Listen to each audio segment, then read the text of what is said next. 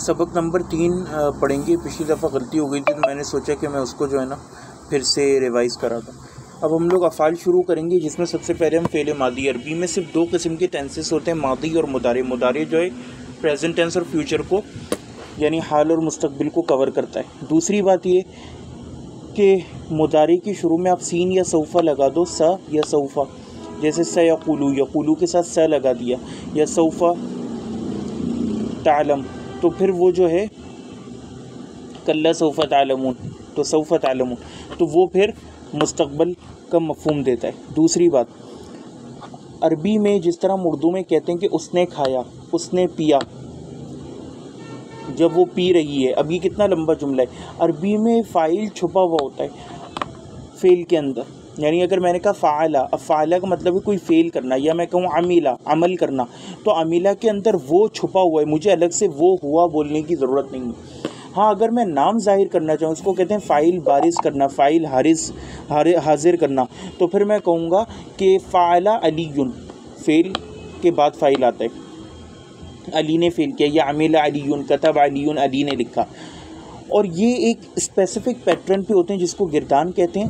14 صیغوں کی 6 third person غائب کے، 6 حاضر سیکنڈ پرسن، اور 2 فرسٹ پرسن کے، سنگل اینڈ پلورل، میں اور ہم.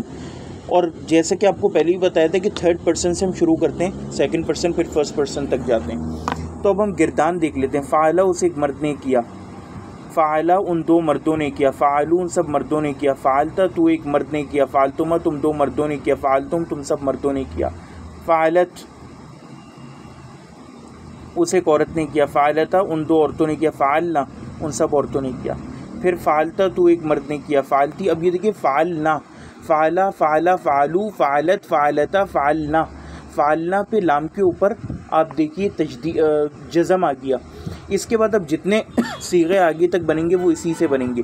فعلنا، فعلتا، فعلتی، انتا، فعلتا تم ایک مرد نے کیا، انتی، فعلتی تم ایک عورت نے کیا، فعلتما انتما تم 2 مردوں نے کیا، فعلتما، فعلتم انتم وہ جو آپ کو ضمائر پڑھائے تھے، فعلتنا، فعلتو میں نے کیا، فعلنا ہم سب نے کیا. اب یہ نون الف ہے، وہاں پہ فعلنا تھا ان سب عورتوں نے کیا، تو اس کا بھی ڈفرینس دماغ میں رکھنا ہے. ان تمام صیغوں کو خوب اچھی طرح یاد کرنا ہے. لفظ فعلا یعنی کرنا پر تمام صیغوں کی ڈھلائی بتائی گئی ہے. اب کسی لفظ کو ماضی بنانا ہو تو اس کے لفظی معنی فعل کی جگہ پر لائے جائیں گے.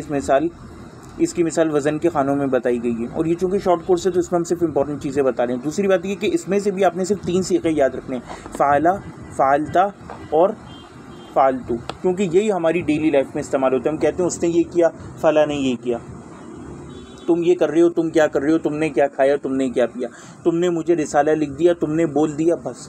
اور اپنے حوالے سے ہم زیادہ تر بات کرتے ہیں کہ میں نے کیا، میں نے کیا، میں نے کیا، میں نے کھایا، میں نے پیا. تو زیادہ تر ٹاکنگ یعنی اسپوکن لینگویج میں آپ کو اس کی ضرورت پڑے گی. پھر یہ ہمارے پاس مختلف اوزان دیے ہوئے. کتبہ اس ایک مرد نے لکھا، کتبہ الف لگ گیا، ان 2 مردوں نے لکھا، کتبو ان سب مردوں نے لکھا. وہی فعلا، فعلا، فعلو کے وزن پہ. پھر کتبت اس ایک عورت نے لکھا، کتبتا ان 2 عورتوں نے لکھا، کتبنا ان سب عورتوں نے لکھا، کتبتا، کتبتما، کتبتم، کتبتی، کتبتما، کتبتمنا، کتبتو، کتبنا. اس طرح چلے گا. طلب کرنا کوئی چیز، ضربا مارنا، طلبا، ٹھیک ہے، اس طرح چلے گا. اب آپ آگے آ جائیے. شریبہ اس نے پیا، شریبتو میں نے پیا.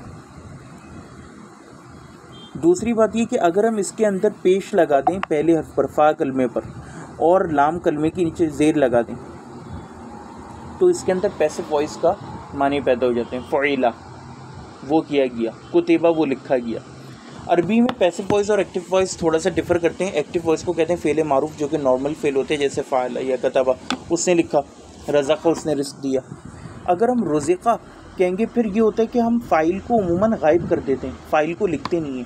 اور جو مفعول ہوتے ہیں جو کہ ہمیشہ نصب والی حالت میں ہوتا ہے، یعنی کہ میں ایک سادہ سا جملہ بناؤں، کتبہ علی کتابن، علی نے کتاب لکھی، یا کتبہ علی الکتابہ. اب دیکھیں دونوں صورتوں میں چاہے میں اس کو نکرہ پڑھوں کتاب کو یا معرفہ پڑھوں، میں اس کے اوپر زبر لگا رہا ہوں. کیوں؟ Because it is an object. تو فالتو لیکن اگر میں لکھوں کتبہ کتابن تو اس کا مطلب ہوگا کتاب لکھی گئی. اب آپ یہاں دیکھیے کہ علی کو میں نے غائب کر دیا، اور کتاب جو اس کو میں پیش والی حالت میں، رفع والی حالت میں لے آیا، کیوں؟ یہ عربی کا رول ہے اور اس کو نائب الفاعل کہتے ہیں، یعنی یہ فائل کی جگہ پہ کام کر رہے ہیں، لیکن actually this is on which the work has been done. ایک بات، عربی میں اس کی کیا ضرورت ہے؟ قرآن میں اس کی ضرورت یہ، جیسے کہا گیا کہ خلق الانسان ضعیفا، کہ انسان ضعیف پیدا کیا گیا۔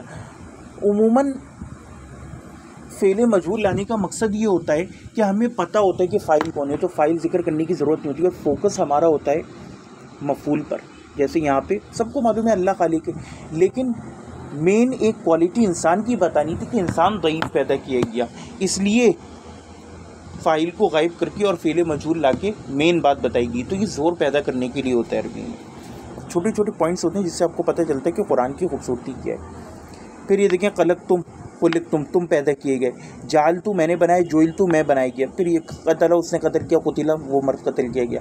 یہ پھر آپ کے سامنے جملے لکھے ہوئے پڑھیں، اس سے جملے بنائیں۔ زیر زبر کی ترتیب کو ہمیشہ دھیان میں رکھیں، محض ذرا سی زیر زبر کی تبدیلی میں ایک لفظ کے معروف کی وجہ مجہول کے معنی پیدا ہونے کا امکان ہے۔ نوٹ، ماضی گزرے ہوئے زمانے کو کہتے ہیں، یعنی جو کام کسی نے کر دیا ہو۔ ماضی مجہول گزرے ہوئے زمانے میں کوئی فعل جس کی نسبت مفعول کی طرف ہو اور اس کے ساتھ فاعل کا ذکر نہ ہو۔ یہ دیکھیں بات آ گئی۔ پھر یہ کچھ امپورٹنٹ افعال دیے ہوئے، اس سے بھی آپ جملے بنا سکتے ہیں۔ فائدہ، آپ کو یہ دیکھ کر تعجب ہوگا کہ ضربہ کے معنی مارنا بھی اور بیان کرنا بھی، بظاہر یہ آیت متضاد معلوم ہوتی ہے، لیکن خود ہماری زبان میں بھی اس طرح کے ایک لفظ کے دو معنی ہوتے ہیں۔ مثال کے طور پر ہم کہتے ہیں جائیے، تو اس کا مطلب ہوتا ہے چلے جاؤ، لیکن اگر آپ کسی کو یہ کہیں کہ اندر آ جائیے، بیٹھ جائیے، سو جائیے، تو اب جائیے کے معنی چلے جائیے نہیں ہو سکتے۔ قرآن پاک میں ضربہ کے معنی مارنا آیت فلاں سورہ بقرہ فقل نضرب بعصاک الحجر، فقل نضرب بعصاک الحجر، پس ہم نے کہا مار اپنا عصا پتھر پر۔ اور آیت سورہ یاسین وَاضْرِبْ لَهُم مثلاً اصحاب القریہ، اور بیان کر ان کے لیے مثال بستی والوں کی۔ دونوں آیات میں ضربہ کا لفظ بیان ہوا ہے، لیکن عبارت خود بتا رہی ہے کہ ایک جگہ مارنا اور دوسری جگہ بیان کرنے کے معنی میں یہ لفظ استعمال ہوا ہے۔ السلام علیکم ورحمۃ اللہ۔